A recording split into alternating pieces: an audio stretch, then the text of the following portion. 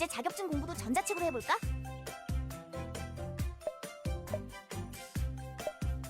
미국 시험 응시 모드로 공부하니까 훨씬 학습하기 편하네.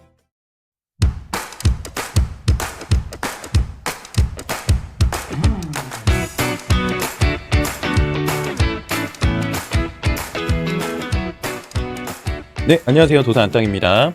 자, 며칠 내내 이 녹음을 했더니 목이 조금 안 좋아서 음질이 조금 안 좋게 들릴 수 있는데 양해 좀 부탁드리고요. 어찌됐든 진도를 빨리 나가는 게 중요하기 때문에 제 목은 갈아 넣어 보겠습니다. 자, 보겠습니다. 오늘부터는 이제 산업안전보건 법령 같이 볼 건데요. 189페이지 보시면 되고요. 이제 산업안전보건법 같은 경우에는 1차에서도 이제 별도의 과목이 있을 정도로 우리가 공부를 했어야 되고 2차와 3차 같은 경우에도 계속 출제가 되는 범위입니다. 왜 그래요? 산업안전 지도사 그리고 산업안전기사라는 분들이 있죠. 이분들은 이제 현장에 안전관리자로 들어갑니다. 안전관리자. 그리고 요 밑으로 관리감독자 이렇게 있어요. 그러다 보니까 안전관리자, 선임된 안전관리자라고 하면은 법적으로 이 산업안전보건법상에 선임이 되는 거고 관리감독자도 산업안전보건법상에 지정이 되는 분들입니다. 그래서 이런 분들은 이분은 이제 직무교육이라는 걸 받고 직무교육을 2년에 한 번씩 받는 걸로 알고 있죠. 그리고 관리감독자는 원래 현장에서 정기안전보건 교육을 받아야 돼요.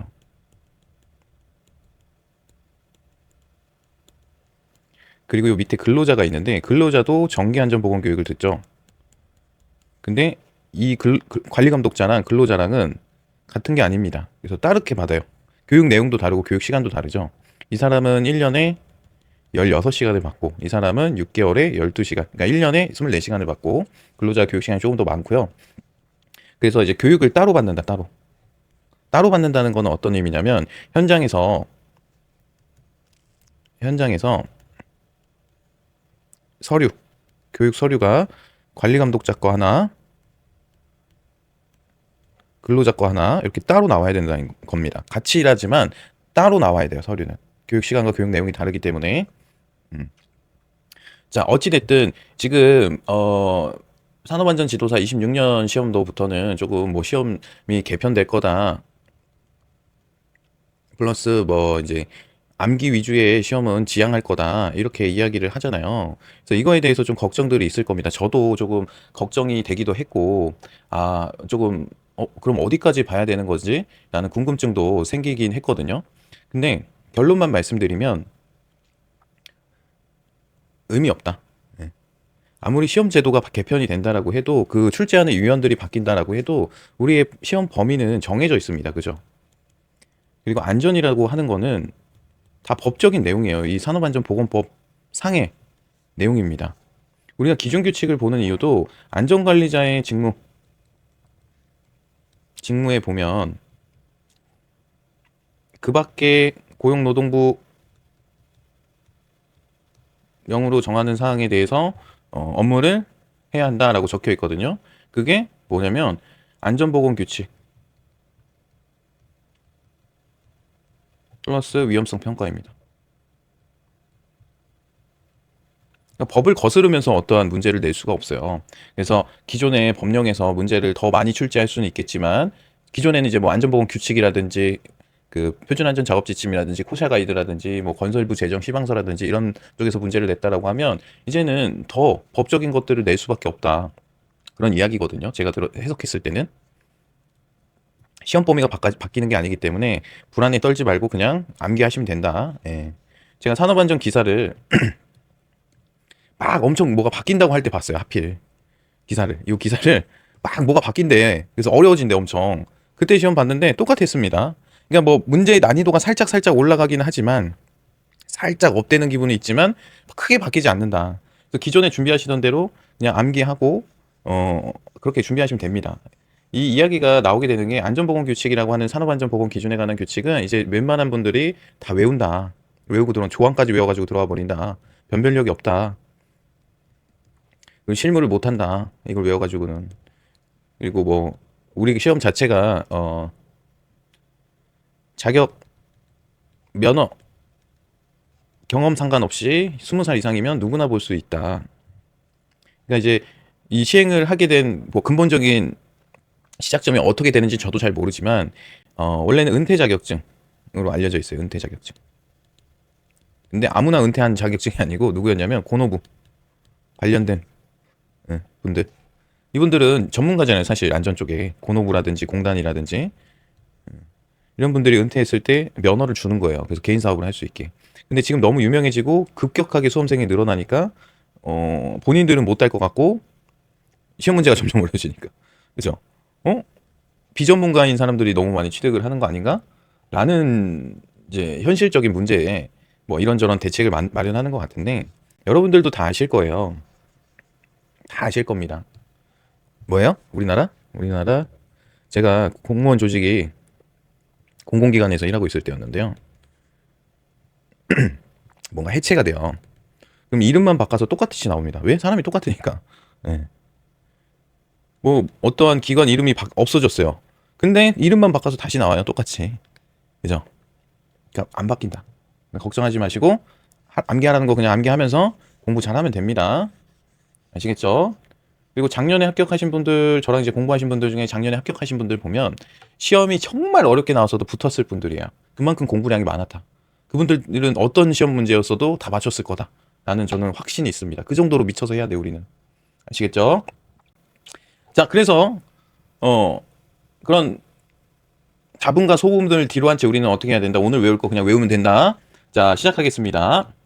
자, 산업안전보건법은 이제 2차 논술 문제부터 3차 면접 문제까지 전 영역에서 고르게 출제되는 핵심 파트입니다. 특히 건설안전 분야에 적용되는 조항들은 현장의 위험 요인, 관리자의 의무, 작업별 안전조치 등과 직접 연결되기 때문에 출제 빈도가 높고 문제의 난이도 또한 꾸준히 유지되고 있습니다.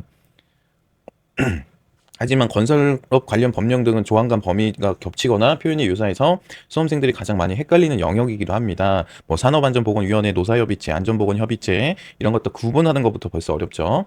그리고 산업안전보건법, 시행령, 시행규칙, 기준규칙, 표준안전작업지침 이 각각이 어디까지 연결되고 어떤 조문에 어떤 공정이 적용되는지 정확하게 구조화하지 않으면 학습 과정에서 반복적으로 어려움을 겪을 수밖에 없습니다. 여러분들의 현실이죠. 이에 본 교재는 건설안전 분야에 특히 많이 혼돈되는 법령 요소들을 3단 비교 구조로 재정리해서 누구나 한눈에 이해할 수 있도록 구성했습니다. 그리고 1차 에어클래스 강의 들으신 분들은 법령이 오히려 더 쉬울 거예요. 제가 1차에서 많이 언급을 했기 때문에 근데 그냥 문제만 외워서 시험 봤다. 근데 합격했다. 이런 분들은 다시 공부하셔야 되는 거기 때문에 어렵고 그래도 뭐 못할 정도의 범위는 아니니까 쭉쭉 따라가 보겠습니다. 자, 법령 같은 경우에는 뭐 제가 법 조항 순으로 쭉쭉쭉 올렸는데요. 그리고 이제 법령 중에 제 10조의 2로 해서 안전보건 현황 공시에 대한 사항들이 추가가 됐는데 그거는 안 보셔도 됩니다. 일단은 그거는 이제 3차 준비하시는 분들은 보셔야 되고 2차 준비하시는 분들은 안 보셔도 돼요. 왜냐면 시행일이 8월 1일이거든요. 그래서 우리 3차 시험에는 요 안전보건 현황 공시를 외워서 가야겠지만 2차 시험에는 해당이 안 되기 때문에 그거는 일단 넣지 않았다. 그리고 이 이사회의 보고 및 승인에 대해서 작년 3차에서 물어봤습니다. 3차 시험 문제.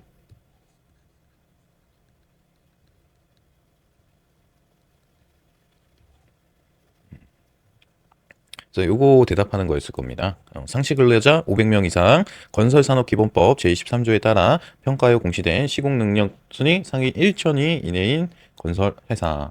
그래서 1000등 안에 들거나 상시 근로자 500명 이상을 사용하면 이사회의 보고 승인 대상 회사입니다. 어떤 걸 보고하냐? 매년 회사의 안전보건에 관한 계획을 수립하여 보고를 하게끔 되어 있고요. 더 상세한 내용으로는 요걸 보고하게 되어 있습니다. 안전 및 보건에 관한 경영 방침, 안전보건 관리의 조직의 구성 인원 및 역할, 안전보건 관련 예산 및 실현 현황, 안전 및 보건에 관한 전년도 활동 실적 및 다음 연도 활동 계획. 참고로만 들으세요. 우리가 버드라는 사람 아시죠? 버드의 신도미노 이론에 의하면 행동, 이게 어떻게 이어져요? 사고로 이어진다. 그래서 보통 우리가 안전 담당자들이 할 수 있는 것들은 여기에 해당이 된다라고 알고 있을 겁니다. 그럼 이 관리 부족은 뭐냐? 경영주의 마인드입니다. 경영주의 안전의식. 왜? 예산과 시설을, 안전시설에 대해서 집행을 해줘야 되는 이 경영진들이 안전 다 몰라. 너네가 일단 있는 거에서 해. 라고 하면 어떻게 돼요? 잘 이행이 안 되겠죠. 난간을 설치해줘야 되는데 돈 주고. 난간 없이 그냥 띠로 매고 테이프 붙여가지고 사람들 거기 잘 보게끔 교육만 잘 해. 그러면 어찌됐든 뭐 평상시에는 잘 되겠죠. 평시에는 안전난간이 없어도 사람이 떨어지는 건 아니니까. 근데 어떠한 원인이 기본 원인 포엠이라고 하는 기본 원인이 불완전한 행동을 만났을 때 또는 불완전한 환경을 만났을 때 그냥 뚝 떨어지는 거예요. 그럼 이건 누구 문제예요? 이 사람들 문제인가요? 아니라고요. 이 관리 부족 문제죠. 그래서 이 예산 및 시설 현황 이런 것들과 전년도 활동 실적 및 다음 연도 활동 계획을 보고하라는 겁니다. 우리 현장은 안전에도 투자를 이렇게 많이 합니다라고. 그죠? 법은 또 제가 잘하잖아요. 제가 교육도 하고 있고. 이해가 확 돼버리죠? 이거 이사회 보고서에 그냥 외우려 그러면 안 외워져요. 여러분들 무슨 얘기야 이런다고. 근데 왜 해야 되는지 말씀드렸습니다. 자, 그리고 안전보건 관리 책임자 요거 9가지 사항 정확하게 암기하고 계셔야 됩니다. 사업장의 산업재해 예방계획 수립에 관한 사항, 안전보건 관리 규정의 작성 및 변경에 관한 사항, 안전보건 교육에 관한 사항, 작업환경 점검 및 개선에 관한 사항, 근로자의 건강진단 등 건강관리에 관한 사항, 산업재해 원인 조사 및 재발 방지 대책 수립에 관한 사항, 산업재해 통계의 기록 및 유지에 관한 사항, 안전장치 및 보호구 구입 시 적격품 여부에 관한 사항, 근로자의 유해 위험 방지 조치에 관한 사항으로 고용노동부령으로 정하는 사항. 그래서 여기서 뭐라고 써 있어요? 이게 여기로 온 거예요. 위험성 평가의 실시에 관한 사항과 안전보건 규칙에서 정하는 근로자의 위험 또는 건강장애 방지에 관한 사항을 말한다. 자, 생각해 보겠습니다. 산업안전 지도사는 가장 기본적인 업무가 기술 지도입니다. 발주처랑 계약을 하죠. 어디를 보통 많이 가요? 120억 이하의 건설 현장에 가게 됩니다. 요즘에는 50억 이상만 돼도 안전관리자를 선임하라고 돼 있어요. 근데 요 밑에는 안전관리자가 선임이 안 돼 있습니다. 그죠? 기술 지도를 간다라는 거는 이 현장에 안전관리자가 되는 겁니다. 선임되는 건 아니지만 지도 조언을 해주고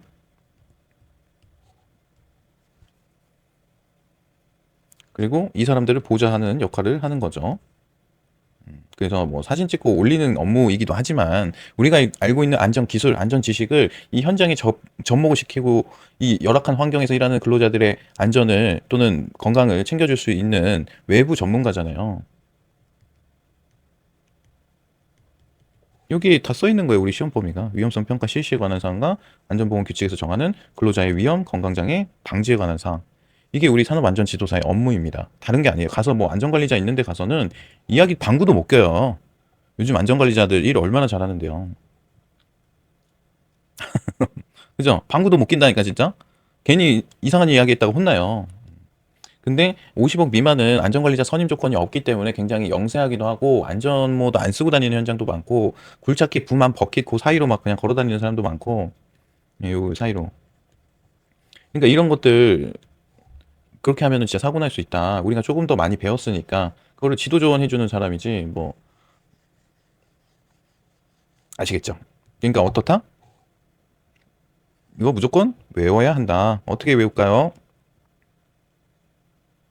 자, 저는 두음자로 외우는 것도 중요한데 두음자로 외우실 분은 두음자로 외우세요. 근데 저는 이렇게 조금 외웠었습니다. 산업재해를 예방하기 위해서 우리가 선임이 되는 거잖아요. 이분이 지정이 되는 거잖아요. 산업재해를 예방하기 위해서. 그래서 산업재해, 산재 예방 계획, 어떻게 예방할 건지 계획을 수립하고 이 예방 계획 수립을 어디에다가 작성을 하게 돼요?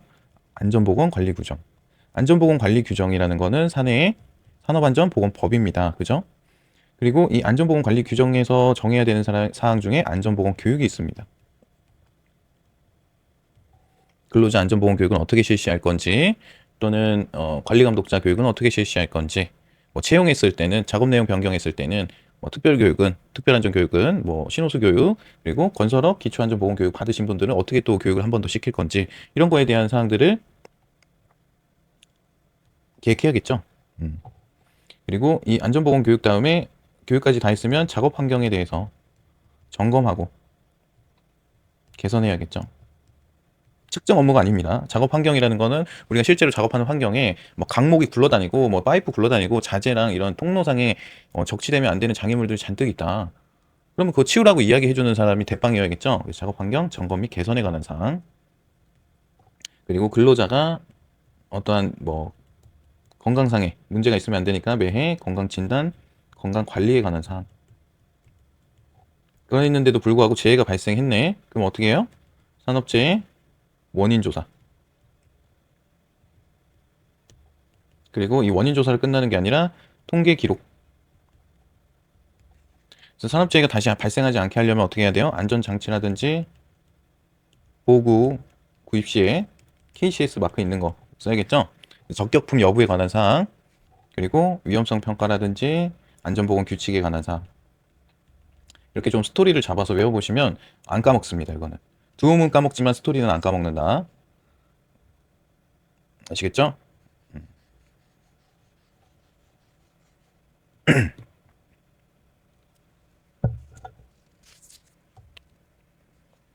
제가 이번 주 내내 밖에 나간 적이 없는데 목이 너무 아픈 거예요. 그래서 아니 어디서 감기 옮을 데가 없는데 목이 아플 수가 있나?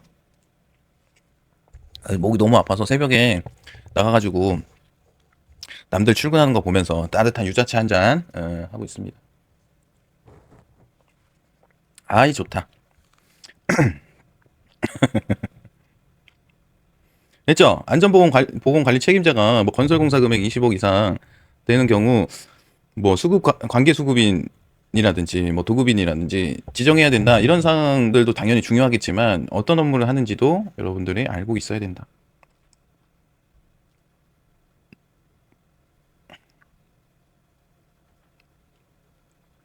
여기 써놨죠? 두맘기도. 요거 보고 하시면 돼요. 예, 산업재해 예방 계획 수립에 관한 사항, 안전보건 관리 규정의 작성에 관한 사항, 안전보건 교육에 관한 사항, 작업 환경 점검 및 개선에 관한 사항, 근로자 건강 진단 및 건강 관리에 관한 사항, 그리고 산업재해 발생 시 원인 조사에 관한 사항, 산업재해 통계 기록에 관한 사항, 그리고 안전장치 및 보호구 적격품 구입에 관한 사항, 그리고 고용노동부 장관으로 정하는 시행규칙상의 위험성 평가, 안전보건 규칙에 관한 사항 해가지고 어떻게 외운다? 예규교자, 권원, 산재통기, 보고, 산업재해 통계 기록에 관한 사항이거든요. 기록 유지에 관한 사항. 또 어려우실까봐 제가 또 길게도 해놨네, 그죠? 그래서 예규교작, 권원, 상재통기, 보고, 예규교작, 권원, 상재통기, 보고. 이렇게 끊는 게 낫겠네요. 예규교작, 권원, 상재통기, 보고. 이렇게 해서 보시면 된다. 자, 다음 안전보건관리체제 보겠습니다. 이제 안전보건관리체제에 계속 나오는 내용이네. 자, 다음 관리감독자 보겠습니다. 관리감독자는 이 보면 생산과 관련되는 업무와 그 소속 직원을 직접 지휘 감독하는 직위에 있는 사람에게 산업안전 및 보건에 관한 업무로서 대통령령으로 정하는 업무를 수행하도록 해야 한다. 그래서 제가 최근에 관리감독자 이제 정기안전보건교육 출강을 많이 나갔거든요. 그래서 항상 요거를 말씀드리고, 이제는 예전처럼 그냥 뭐 팀장이거나 직장, 조장, 반장 뭐 이렇게 돼 있잖아요. 우리 기준 규칙에는 단순히 그런 위치에 있고 직원을 부리는 사람이 아니라 안전과 보건에 대해서 역할과 책임이 강해지셨다. 언제부터? 중처법이 시행되고부터. 중처법상의 처벌 대상은 안전관리자가 아니라 당신입니다. 라고 이야기를 해주고, 교육을 잘 들을 수 있게끔 이렇게 동기부여를 많이 하고 있습니다. 실제로도 이제 현장 소장이라고 불리는 분들이 처벌을 받죠. 대신에 안전 및 보건에 관한 업무를 충실히 이행했을 때는 처벌을 안 받을 수 있다. 그럼 안전관리자는 뭐냐? 안전관리자는 과태료 때문에 맞아 죽어요. 과태료 사항은 이제 요거는 벌금이라고 해볼게요. 이해하기 쉽게. 벌금 같은 경우에는 1,000만 원짜리 하나, 500만 원짜리 하나라고 하면 두 개를 가름해서 가장 센 것만 내면 됩니다. 그죠? 과태료는 중첩이 돼요. 누적이 됩니다. 그래서 어떻게 돼요? 50만 원짜리 교육을 안 시켰어. 근데 근로자가 100명이야. 그럼 5천만 원이에요. 그래서 고용노동부 뭐 특별점검 이런 거 돌았는데 현장 관리가 전혀 안 돼 있다. 그러면 과태료 때문에 맞아 죽어요. 그래서 안전관리자는 그런 관련된 서류나 법적 서류라든지 법적 이행사항에 대해서 충실히 하는 거고, 관리감독자는 현장 소장으로서 근로자들의 안전 및 보건에 관해서 챙겨주셔야 되는 실질적인 업무 담당자이다 라고 이야기를 많이 하고 있습니다.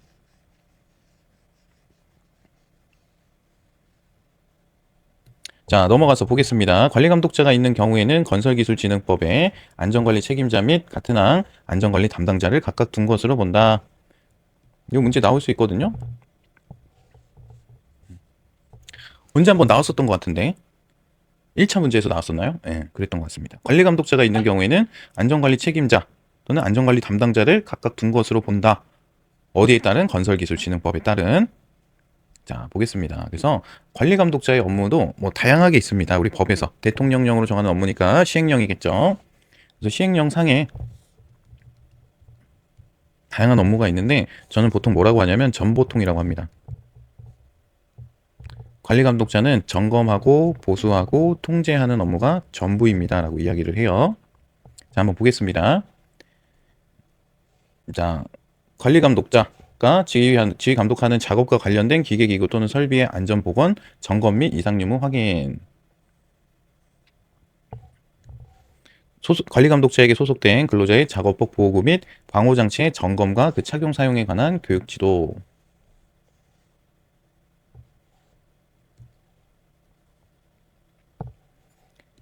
해당 작업에서 발생한 산업재해에 관한 보고 및 이에 대한 응급조치. 해당 작업의 작업장의 정리정돈 및 통로 확보에 대한 확인 감독. 사업장의 다음 항목의 어느 하나에 해당하는 사람의 지도 조언에 대한 협조. 자, 여기는 뭐 안전관리자, 전문기관, 보건관리자, 전문기관, 안전보건관리 담당자, 전문기관, 또 산업보건이 이렇게 해서 네 가지는 알고 계시면 되고, 위험성 평가에 관한 다음 항목의 업무에서 유해 위험 요인 파악에 대한 참여, 개선 조치 시행에 대한 참여. 그래서 두 가지. 근로자는 전 과정에서 참여하라고 되어 있습니다. 근로자는 전 과정 참여해야 되고, 관리감독자는 유해 위험 요인 파악, 개선 조치 시행에 대한 참여. 위험성 평가 절차가 사전 준비, 유해 위험 요인 파악, 여기가 파악입니다. 2단계가. 그리고 결정, 감소 대책, 마련, 그리고 공유, 기록, 3년 이렇게 되는데 요 2단계랑 4단계에 참여하라는 겁니다. 그리고 대부분 전 단계에서 참여를 하는데 여기 법에 이렇게 써 있잖아요. 그러니까 법적인 걸 물었을 때는 파악과 대책만 이야기해 주면 되겠죠.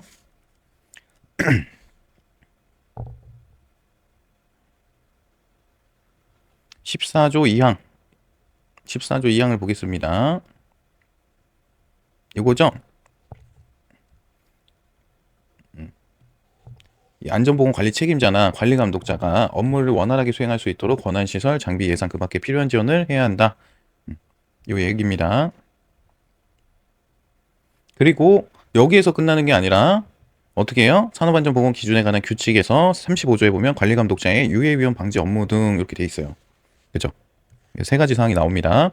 여기는 조금 더 세부적으로 관리감독자란 건설업의 경우 직장 조장 및 반장의 지휘에서 그 작업을 직접 지휘 감독하는 사람을 관리감독자라고 말하며 별표 2에서 정하는 바에 따라 유해위험 방지에 위한 업무를 수행하도록 해야 한다. 그리고 별표 3에서 정하는 바에 따라 작업을 시작하기 전에 관리감독자로 하여금 필요한 사항을 점검하도록 해라. 점검 결과 이상이 발견되면 즉시 수리하거나 그 밖에 필요한 조치를 하여야 한다. 라고 되어 있어요. 그렇죠? 별표 2, 별표 3. 그래서 뭐요? 점검. 유해 위험 방지 업무랑 점검 또 계속 보겠습니다. 요 밑에 있죠? 별표 2의 내용. 자, 크레인을 사용하는 작업이 우리 현장에 있다. 그러면 이런 내용을 해야 되는데 어떤 내용인지 보겠습니다. 작업 방법과 근로자 배치를 결정하고 작업을 지휘하는 일. 재료 결합 유무 또는 기구 공구의 기능을 점검하고 불량품을 제거하는 일. 작업 중 안전대 또는 안전모의 착용 상황을 감시하는 일. 이거는 통제에 해당이 되죠. 통제. 이것도 통제. 이거는 점검. 그렇죠? 불량품 제거는 보수. 그래서 전보통이라고 하는 겁니다. 됐죠?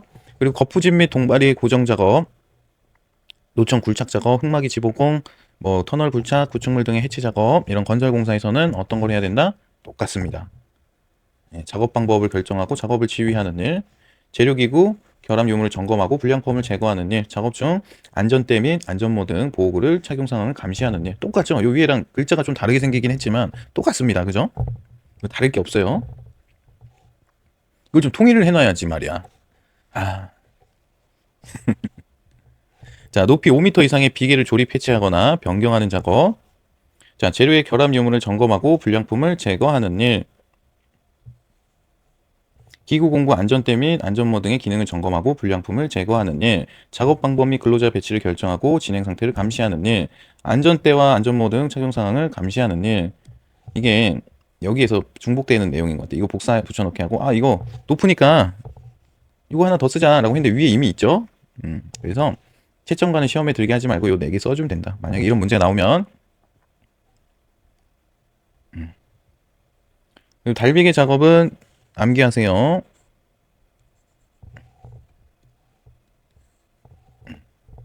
이 섬유로프의 고정점, 구명줄의 조정점, 작업대, 고리고리용, 철구 및 안전대 등의 결선 여부를 확인하는 일.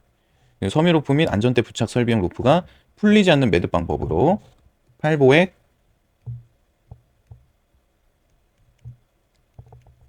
옥가피죠, 옥가피. 옥이 빠졌네.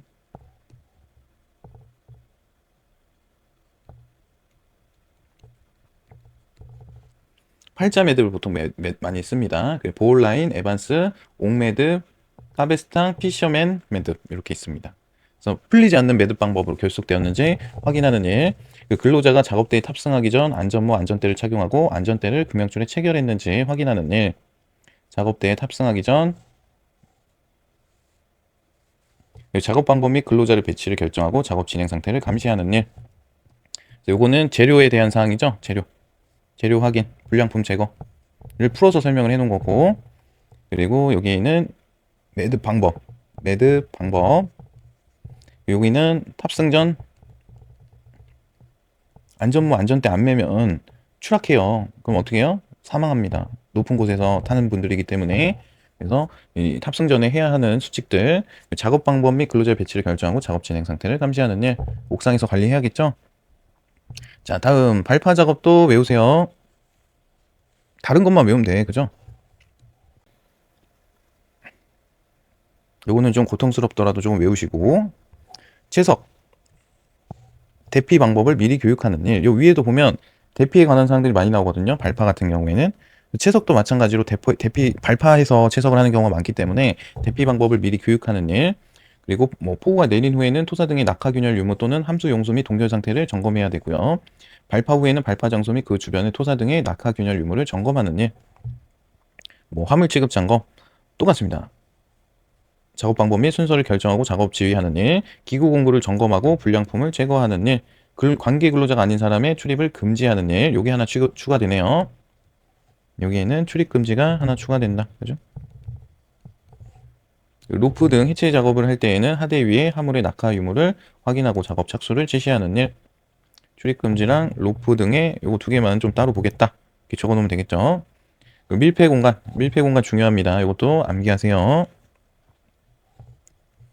자, 산소 결핍된 공기나 유해가스에 노출되지 않도록 작업 시작 전에 해당 근로자의 작업을 지휘하는 일. 작업을 하는 장소의 공기가 적절한지 측정하는 업무.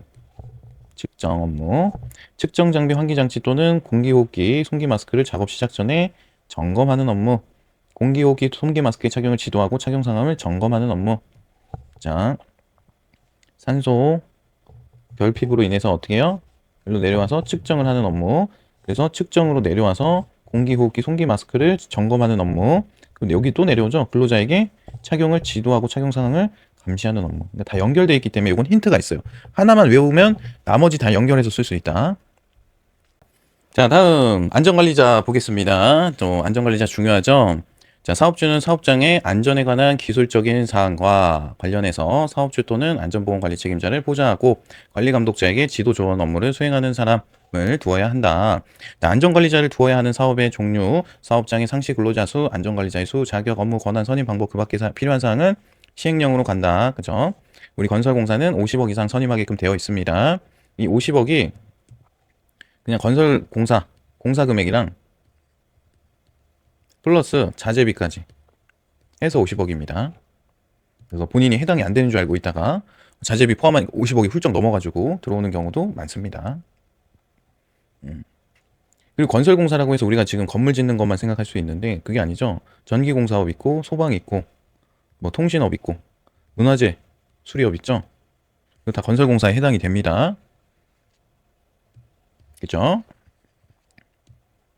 자, 다음으로 대통령령으로 정하는 사업의 종류 및 사업장의 상시 근로자 수에 해당하는 사업장의 사업주는 안전관리자에게 그 업무만을 전담하도록 해야 한다. 이거 뭐예요? 건설은 120억 원, 토목은 150억 원.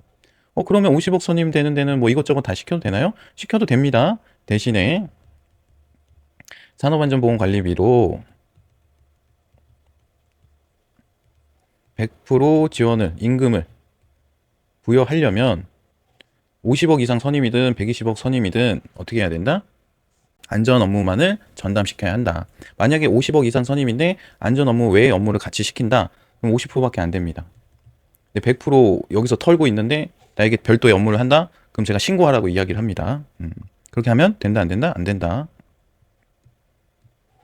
자, 고용노동부 장관은 산업재해 예방을 위하여 필요한 경우 고용노동부령으로 정하는 사유에 해당하는 경우에는 사업주에게 안전관리자를 대통령령으로 정하는 수 이상으로 늘리거나 교체할 것을 명할 수 있다. 그래서 이거 뭐예요? 2233이죠? 2233.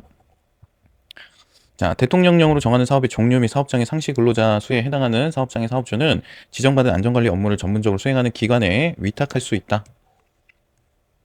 위탁 조건이 나오죠. 그래서 요 안전관리자를 두어야 하는 종류와 사업의 상시 근로자 수, 요거는 조금 외우자. 보면 공사 금액만 조금 외우고 1, 2, 3, 4, 5, 6, 7, 8, 9, 10, 11 이렇게 나가거든요. 그리고 1,500억이 되면 건설안전기술사나 산업안전지도사 중에 한 명 포함입니다. 그죠? 4,900억이 되면 산업안전지도사가 2명 이상 포함이 돼야 되고요. 7,200억이 되면 산업안전지도사가 3명 이상 포함이 돼야 됩니다. 3, 7, 9. 또 1, 2, 3. 그죠? 작년에 이런 문제를 받았어요. 제가 3차 면접 때. 건설안전기술사도 안전관리자인가요? 예, 안전관리자죠. 이렇게 대답을 했더니 옆에 면접관들 자기들끼리 뭐라 그런 줄 알아요? 건설안전기사 다음에 기술사기 때문에 안전관리자 할 수 있어요. 이렇게 이야기하시더라고요. 네. 참. 아무튼 긴 말 안 하겠습니다. 그런 또 일이 있었다. 예. 그러고 날 떨어뜨려? 씨. 밑으로 쭉 내려와서 안전관리자의 업무 같이 보겠습니다. 자, 안전관리자의 업무는 이렇게 10가지 사항입니다. 그래서 여기 업무 보면 산업안전보건위원회 또는 안전 및 보건에 관한 노사협의체, 그리고 안전보건관리 규정 및 취업규칙에서 정한 업무를 해라. 사업장에서 알아서 시켜라. 이런 식으로 적혀 있고요. 위험성 평가에 관한 보자 및 지도 조언, 안전인증 대상 기계와 자율안전 확인 대상 기계 등 구입 시 적격품 선정에 관한 보자 및 지도 조언. 위에랑 조금 다르죠? 안전보건관리 책임자랑 관리감독자랑 다릅니다. 그죠? 해당 사업장 안전교육 계획의 수립 및 안전교육 실시에 관한 사항, 사업장 순회점검, 지도 및 조치 건의에 관한 사항, 산업재해 발생의 원인 조사, 분석 및 재발 방지를 위한 기술적인 보자 및 지도 조언, 산업재해에 관한 통계의 유지관리 분석을 위한 보자 및 지도 조언. 통계 기록이 아닙니다. 안전관리자는 달라요. 다른 부분 알고 계셔야 됩니다. 그리고 법 또는 법에 따른 명령으로 정한 안전에 관한 사항의 이행에 관한 보자 및 지도 조언, 업무 수행 내용의 기록 유지, 그 밖에 안전에 관한 사항으로 고용노동부 장관이 정하는 사항. 그래서 요거는 별도로 암기를 하셔야 된다. 그 밖에 안전에 관한 사항으로서 요것도 마찬가지로 위험성 평가와 안전보건 규칙에 관한 사항입니다.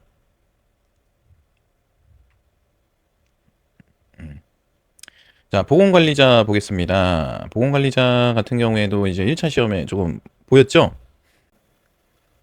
보건관리자 선임 조건, 여기 보겠습니다. 건설공사 금액은 800억 원일 때 1명, 토목은 1000억 원을 기준으로 1400억 원이 증가할 때마다 또는 상시근로자 600명을 기준으로 600명이 추가될 때마다 1명씩 추가한다.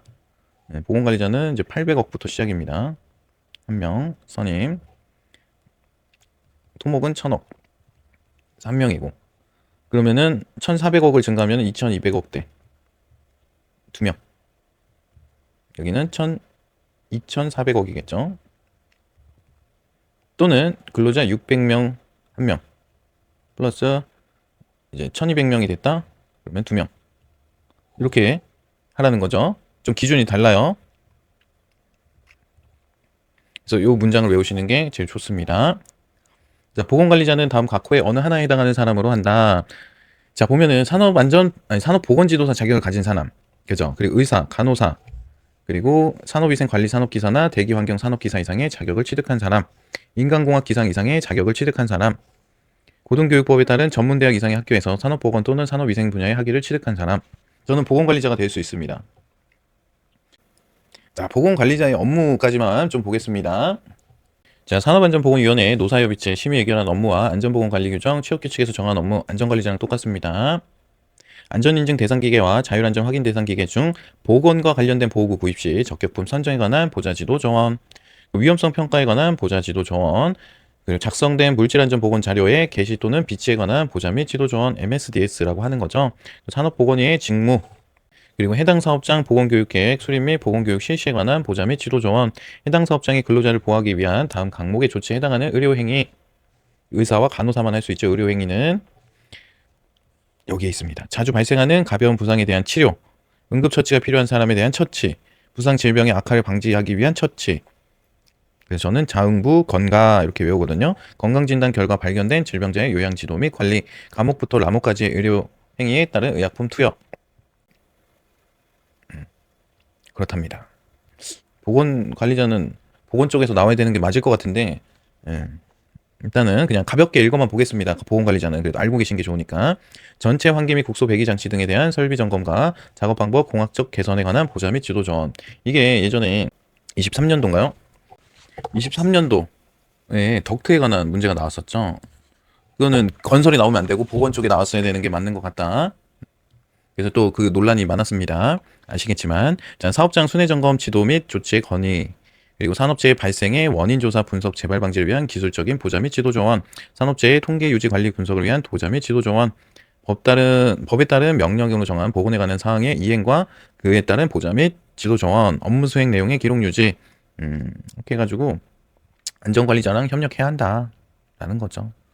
자, 그리고 명예산업안전감독관까지 좀 보겠습니다. 명예산업안전감독관은 개정이 됐어요. 2월 19일 날. 2월 19일 날 개정이 됐는데 왜 반영을 안 했냐? 우선 8월 1일에 시행입니다. 우리 시험은 며칠? 6월 6일. 그래서 출제가 안 될 가능성이 높고요. 이렇게 조금 애매한 것들은 출제를 잘 안 하려고 하는, 기피하려고 하는 경향이 있는 것 같습니다. 출제를 한다고 해도 기존 법을 따라가야 됩니다. 지금 시행 중인 법령. 그래서 이걸로 보면 되고, 내년에 이 책을 다시 보시는 분들은 저게 돼 있겠죠. 개정이 돼 있겠죠.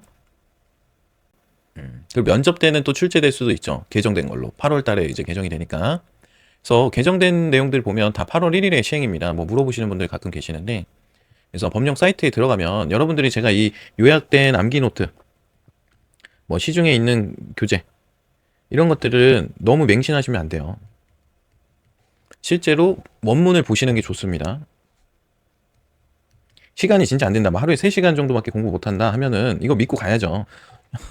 근데 좀 공부할 시간이 여유가 있으신 분들은 원문을 항상 같이 보는 습관을 가져가시는 게 좋다. 그죠? 그래서 법령 사이트 들어가서 시행되는 것들은 파랗게 칠해져 있단 말이에요. 파란색 테두리로. 그런 것들도 확인해보고.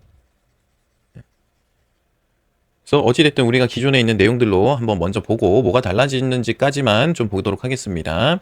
자, 고용노동부 장관은 산업재해 예방 활동에 대한 참여와 지원을 촉진하기 위하여 근로자 단체, 사업주 단체 및 산업재해 예방 관련한 전문 단체에 소속된 사람 중에서 명예산업안전감독관을 위촉할 수 있다. 요 내용인데 요거는 안 바뀌었습니다. 요건 그대로 가는 거고요. 자, 10조의 2, 요거는 시행일이 8월 1일이나 안전보건 현황 공시, 안전보건 관리 체제, 산업재해 발생 현황, 전년도 안전보건 활동 시적, 해당 연도 안전보건 활동 계획, 안전보건에 관한 투자, 산업재해 재발 방지 대책과 이행 계획, 그 밖에 대통령령으로 정하는 사항. 그래서 안전보건 현황을 매년 공시해야 한다. 그게 좀 바뀌었고요. 자, 23조 명예산업안전감독관 보겠습니다. 고용노동부 장관은 산업재해 예방활동에 대한 참여와 지원을 촉진하기 위하여 근로자단체, 사업주단체 및 산업재해 예방 관련 전문단체에 소속된 사람 중에서 명예산업안전감독관을 위촉할 수 있다. 요거는 원래 있었던 거 2항부터 5항까지의 내용이 추가된 겁니다. 읽어보겠습니다. 근로자 대표는 소속 사업장의 근로자 중에서 명예산업안전감독관을 추천할 수가 있다고 합니다. 이 경우 고용노동부 장관은 추천된 사람을 명예산업안전감독관으로 위촉해야 한다. 그리고 근로감독관은 사업장에 대한 감독을 실시할 경우 사업장의 명예산업안전감독관이 참여하도록 해야 한다. 다만 명예산업안전감독관이 없거나 참여를 거부하는 등 고용노동부령으로 정하는 사정이 있는 경우에는 그러하지 아니한다. 사업주는 명예산업안전감독관에 대해서 직무수행과 관련된 사유로 불리한 처우를 해서는 안 된다. 명예산업안전감독관의 위촉 방법, 업무, 그 밖에 필요한 사항은 대통령령으로 정한다. 라고 되어 있습니다. 근데 원래 2항과 3항이었던 게 4항과 5항으로 간 거고 2항과 3항만 추가된 거네요. 그죠? 2항과 3항만 추가됐다. 그래서 원래는 이제 근로자 중에서는 명산을 위촉할 방법이 없었죠. 기존에는 어떤 분들이 됐죠? 뭐 연합단체, 노동조합, 그 대표 기구에 소속된 임직원 중에서 노동조합 또는 대표 기구가 추천하는 사람, 전국 규모의 사업주 단체, 산하조직에 소속된 임직원 중에서 해당 단체 또는 그 산하조직이 추천하는 사람, 뭐 산업재해 예방 관련 업무를 하는 단체, 그리고 뭐 근로자 대표가 사업주의 의견을 들어서 추천하는 사람이었는데 근로자 중에서 위촉할 수 있다. 요게 좀 추가된 것 같고요. 근로감독관은 이 사업장에 대한 감독을 할 때 명예산업안전감독관을 참여하도록 해야 한다. 근데 뭐 따로 사정이 있으면 참여 안 해도 된다. 그렇게 법이 개정이 됐네요.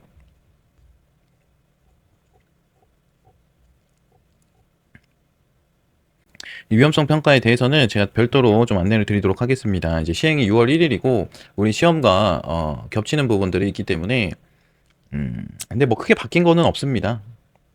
여기 보면은 원래 사업주는 건설물, 기계, 기구, 설비, 원재료, 가스, 증기, 분진, 근로자의 작업 행동 또는 그 밖의 업무로 인한 유해 위험 요인을 찾아내어 사망, 부상 및 질병으로 이어질 수 있는 위험성의 크기가 허용 가능한 수준인지 결정하고 위험성을 줄이기 위하여 이 법과 이 법에 따른 명령에 따른 조치를 포함하여 근로자에 대한 위험 또는 건강장애를 방지하기 위한 개선 대책을 수립하고 이행하여야 한다.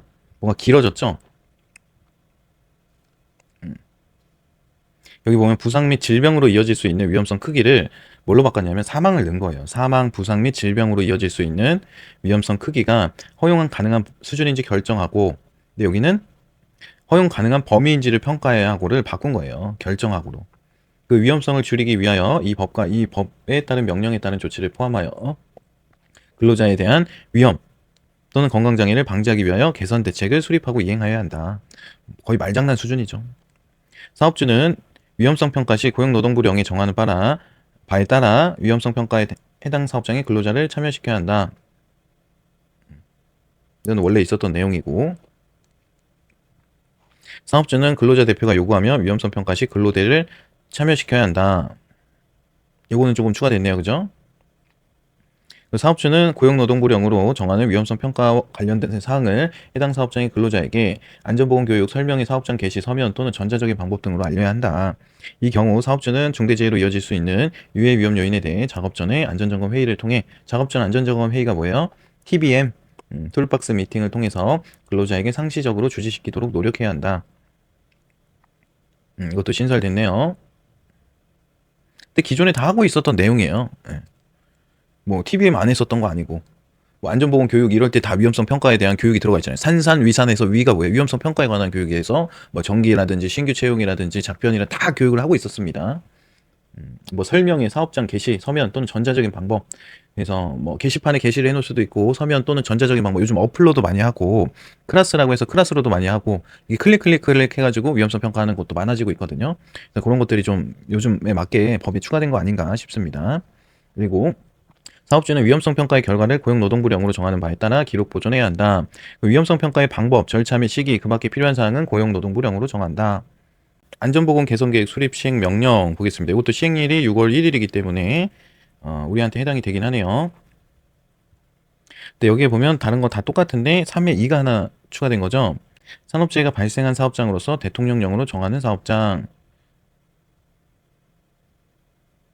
이게 눌러서 들어가야 되는데 못 들어가네. 이거는 6월 1일에 다시 한번 봐야겠네요. 하나, 둘, 셋, 넷, 다섯. 헉! 소름 돋는데? 이거 뭔가 출제될 것 같은데요? 하나, 둘, 셋, 넷, 다섯. 와. 이거 꼭 보는 걸로. 나중에 제가 까먹어도, 이거 봐야 됩니다라고 얘기 좀 해주세요.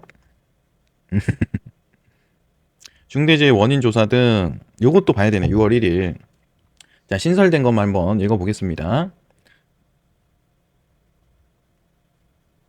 중대재해 등 원인 조사 해가지고 고용노동부 장관은 다음 각호의 어느 하나에 해당하는 산업재해가 발생하였을 때에는 그 원인 규명 또는 산업재해 예방 대책을 수립하여 그 원인을 조사할 수 있다. 중대재해랑 화재 폭발 붕괴 등으로 산업재해가 발생하여 중대재해 예방을 위해 원인 조사가 필요하다고 인정되는 경우로서 고용노동부령으로 정하는 산업재해. 자, 고용노동부 장관은 자, 1항에 따른 원인 조사 시 재해 발생의 기술적인 원인들을 규명하기 위하여 공단 또는 재해와 관련된 분야의 전문가에게 재해 원인 조사를 별도로 실시하도록 할 수 있다. 자, 원인 조사를 실시할 때에는 공단 또는 관계 전문가는 중대재해 등의 발생 원인을 조사하기 위하여 해당 재해가 발생한 사업장에 출입하거나 해당 사업장의 관계자 면담 및 조사에 필요한 자료의 제출을 요청 등을 할 수 있다. 관계 전문가 범위가 조금 궁금하네요. 자, 고용노동부 장관은 중대재해 등이 발생한 사업장의 사업주에게 안전보건 개선 계획의 수립 시행 그 밖에 필요한 조치를 명할 수 있다. 누구든지 중대재해 등의 발생 현장을 훼손하거나 원인 조사를 방해해서는 안 된다. 중대재해 등이 발생한 사업장에 대한 원인 조사, 내용 및 절차 그 밖에 필요한 사항은 고용노동부령으로 정한다. 이것도 보겠습니다. 56조의 2 아예 신설됐네요. 자, 재해조사 보고서의 작성 공개. 공단 또는 관계 전문가에 따른 원인 조사를 실시하는 경우 중대재해 등의 발생 원인과 재발 방지 대책 등을 포함한 보고서를 작성하여 고용노동부 장관에게 제출해야 한다. 고용노동부 장관은 동종 유사재해 예방을 위하여 재해조사 보고서를 해당 사건에 대한 공소가 제기된 이후에 공개한다. 다만 수사나 재판의 대상이 아닌 경우 등 고용노동부령으로 정하는 사유에 해당하는 때에는 공소 제기 여부와 관계없이 공개할 수 있다. 제2항에 따라 재해조사 보고서를 공개하는 경우 공공기관의 정보 공개에 관한 법률에 따라 제외할 수 있다. 제1항에 따른 재해조사 보고서의 작성 내용, 2항에 따른 재해조사 보고서의 공개 방법, 절차 및 그 밖의 사항은 고용노동부령으로 정한다. 요즘 뭐 중대재해 사고백서 이런 거 공단에 가면은 자료 올라오던데 그런 거를 공개하기 위해서 그런 것 같습니다. 그게 자칫하면 회사 이미지에 직결되는 부분일 수도 있잖아요. 근데 이제 법으로 박아버렸네. 나 이렇게 하겠다. 그렇군요. 시행이 6월 1일이기 때문에 저것도 좀 나중에 같이 보겠습니다. 끝인가요? 그러니까 요즘은 사고 나면 돈으로 못 맞거든요. 저는 이미지는 기업 같은 경우에는 이미지가 한번 바닥에 떨어지면 회복이 안 돼요. 그죠? 100년이 되면 뭐 하냐고, 역사가. 몇십 년이 되면 뭐 하냐. 신스 뭐 1950년 뭐 이런 뭐예요. 사고 한 방에 그 이미지가 나락에 가는데 그걸 어떻게 돈으로 환산할 수 있을까요? 그 이미지를 쌓아 올리기 위해서 노력했던 근로자들이라든지 못한다 이제. 그래서 안전이 점점 진짜 예전부터 그랬어요. 예전부터 제가 처음에 안전할 때부터 한 7년 전에 그랬거든요. 7년 전부터 안전 너무 빡세졌어. 일할 때 이걸 입에 달고 살았는데 지금도 빡세졌어 이런 얘기를 해요. 근데 이제는 진짜 빡센 정도가 아니라 안 지키면은 진짜 숏된다. 자, 근로감독관의 권한 보겠습니다. 근로감독관은 이 법 또는 이 법에 따른 명령을 시행하기 위하여 필요한 경우 다음 각호의 장소에 출입하여 사업주, 근로자 또는 안전보건관리 책임자 등에게 질문하고 장부, 서류, 그 밖의 물건의 검사 및 안전보건 점검을 하며 관계 서류의 제출을 요구할 수 있다. 뭐 사업장, 사무소, 성면해체 제거업자의 사무소, 지도사의 사무소. 그렇군요. 근로감독관의 파워도 엄청 세지고 있다.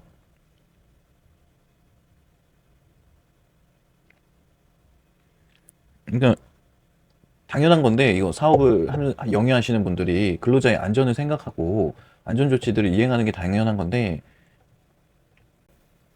예전에는